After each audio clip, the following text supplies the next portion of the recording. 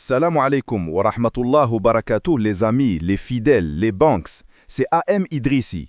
Et franchement, ça fait un bail qu'on s'est pas retrouvé comme ça, posé, à parler de ce qui nous branche, de ce qui nous fait vibrer. C'est un kiff de ouf de vous revoir tous branchés sur la chaîne. Et aujourd'hui, on va pas faire les timides. On va plonger dans un sujet qui nous tient tous à cœur, un truc qui nous a tous mis en mode alerte dernièrement.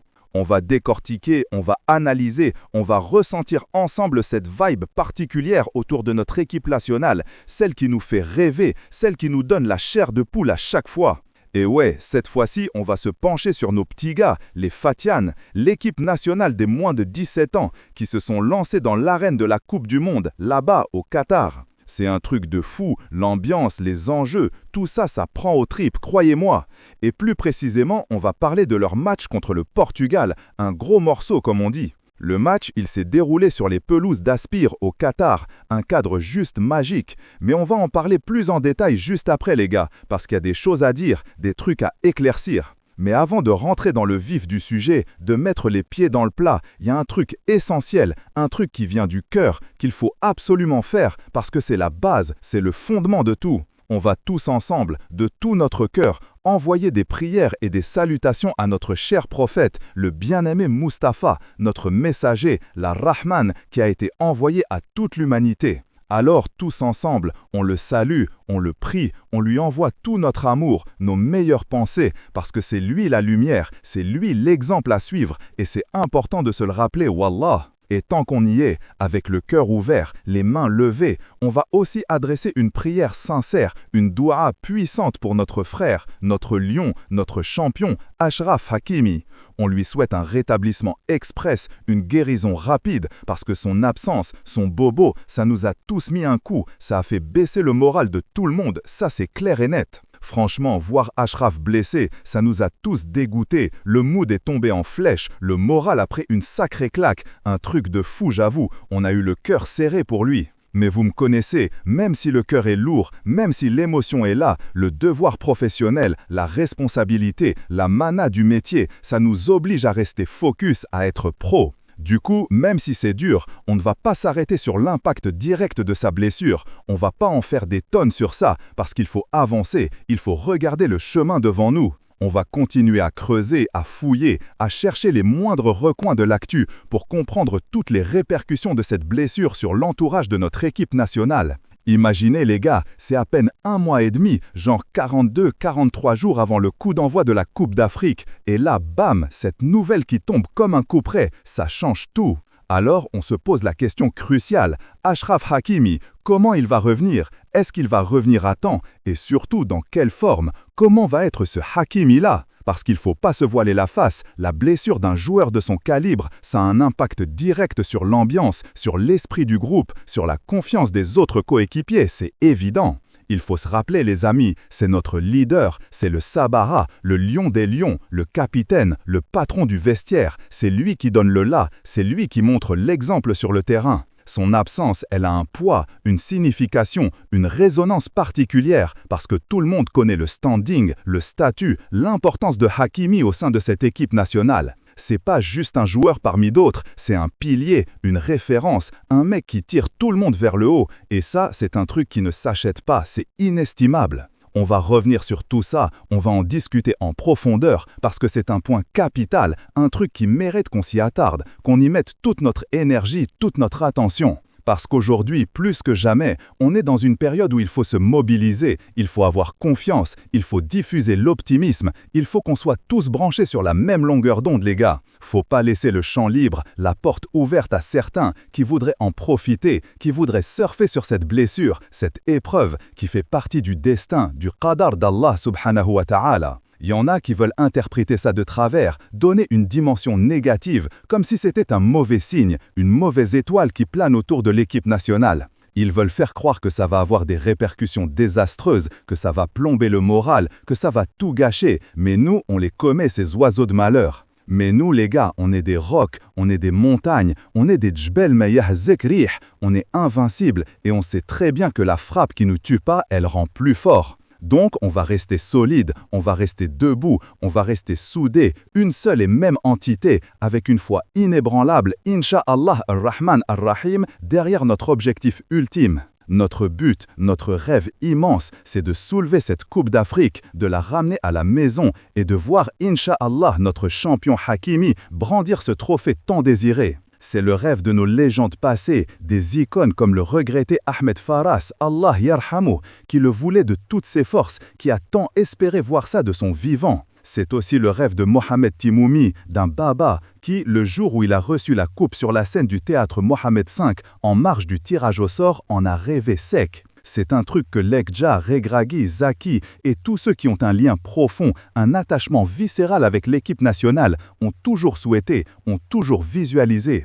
Ils veulent tous voir ce Weld, ce fils du pays, notre Achraf Hakimi, porter haut cette Coupe d'Afrique, et nous, on est là pour les accompagner, pour les soutenir dans cette quête. Maintenant, on va switcher de sujet, on va se concentrer sur le match de notre équipe nationale des U17 et on va le décortiquer autour de 2 axes principaux, histoire de pas trop vous prendre la tête. Je vais pas m'éterniser et pas faire de longs discours, on va aller droit au but, histoire de rester efficace et de vous donner l'essentiel, ce qui nous intéresse tous, sans blabla inutile. Premièrement, il y a eu un truc de fou, une interaction de dingue, des retours massifs de nos lecteurs et surtout de ceux qui étaient là, présents sur place au Qatar. Ils disaient que cette Coupe du Monde des jeunes, elle se jouait sur des terrains qui ressemblaient plus à des terrains de quartier, des terrains de proximité qu'à des stades de Coupe du Monde. Alors, pour clarifier un truc, les amis, c'est pas des terrains de quartier comme on en a un peu partout, c'est des infrastructures de qualité. On parle de l'Académie Mohamed VI par exemple. C'est un peu le même genre que ce qu'on a vu pendant la Coupe du Monde féminine, des terrains nickel, bien entretenus. Mais on est d'accord, ça n'avait pas le charme, le prestige des stades de ouf. C'est sûr, on n'a pas vu les gamins jouer dans les stades mondiaux de la Education City, ou le stade de Duhaï, ou le stade d'Al-Sadd, ou encore le stade Al-Thumama, Al-Bayt ou Lusail. Ces stades-là, ceux de 70 000 places et plus, ils sont juste incroyables, ils te coupent le souffle. Mais franchement, ce n'est pas le genre de stade où des gamins de 17 ans vont jouer, c'est logique. Le deuxième point, ce facteur, cet aspect des terrains, ce n'est pas juste pour nous, c'est pour tout le monde. C'est pour le Japon, pour la Calédonie, pour le Portugal, pour l'Espagne, même pour l'Égypte qui a gagné. Donc, ce n'est pas une excuse, ce n'est pas un truc qui nous concerne que nous, c'est un paramètre qui est valable pour toutes les équipes, qui impacte tout le monde de la même manière, c'est du kiff-kiff. Troisième point, et c'est là que ça devient intéressant, est-ce que le tirage au sort a été en notre faveur? Est-ce qu'on a eu de la chance ou pas vraiment? Et surtout, comment on va gérer ce match contre le Portugal? Ce volet-là, je vais lui consacrer 6 minutes à la fin et je vais rester super positif. Pas question de tomber dans le négativisme. On est là pour encourager, pour donner de la force. Je ne vais pas rentrer dans les détails tactiques de fou, pas comme Nabil Baha qui lui a été cash, il a tranché, il a dit qu'on allait gagner le match et ça c'est la mentalité qu'on aime. Je vais essayer de diviser mes axes en 3, histoire de bien structurer le truc et de pas vous perdre en route, parce qu'il y a pas mal de choses à dire, pas mal de ressentis à partager. Je vais parler d'un joueur en particulier, un mec qui a fait couler beaucoup d'encre, qui a suscité énormément de commentaires, et je dois y aller, je dois m'exprimer sur lui. Et pourquoi j'y vais? Parce que moi j'ai maté le match, je l'ai revu, je l'ai analysé, en l'absence de certains joueurs comme Ben Mortar ou même Socrates, Mouhoub et pas mal d'autres absents. Ces éléments qui ont manqué, qui n'étaient pas là et qu'on a dû remplacer, ça m'a fait tiquer, ça m'a interpellé, j'ai vu des trucs qui m'ont posé question directe. Quand je vois Saïdi avec Zakari, avec un Hitchir, avec un milieu de terrain composé d'éléments qui ne sont pas venus du tout et qu'ils n'ont que 17 piges, je me suis posé des questions. Et le joueur en question, c'est Ibrahim El Rabbaj, le jeune talent de Chelsea. Vous vous rappelez de lui? On a fait un tel tapage médiatique autour de ce gamin, c'était la folie. On l'a arraché à l'Angleterre, ce gamin. Il est ultra talentueux, un niveau de dingue, un joueur fin, un vrai artiste avec le ballon au pied, un régal à voir jouer, wallah. Et on a fait tout un baroud d'honneur pour lui. Il a été accueilli par Lekdja, Regragui est allé le voir à Mohamedia. Ils ont fait une interview avec lui, c'était le buzz. Il avait dit qu'il rêvait de remporter la Coupe d'Afrique des Nations, celle qu'on va jouer bientôt avec le Maroc.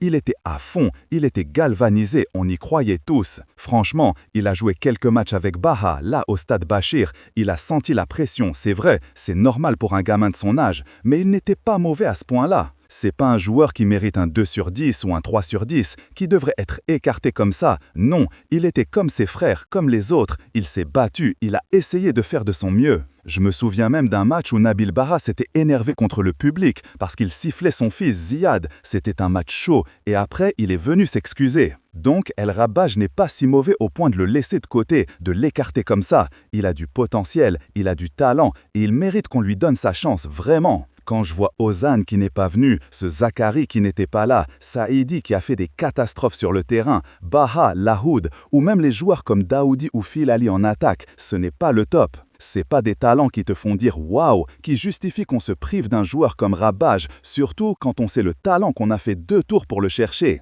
Là, on est en train de faire la même erreur, la même histoire que le cas de Hachim Mastour, vous vous rappelez? Zaki l'avait fait venir avec Lorient, il avait joué 5 ou 10 minutes contre la Libye, je crois. Zaki, il avait une vraie vision, une vraie intention d'intégrer Hachim Mastour. Il croyait en lui, il voulait le lancer, il voyait en lui un potentiel énorme, un futur grand. Il avait Ziyech, il avait Mastour, c'était les 2 pépites de l'époque. Et il avait aussi fait venir Mounir El Mohammedi, c'était en 2014-2015, je vous donne les détails, on y était.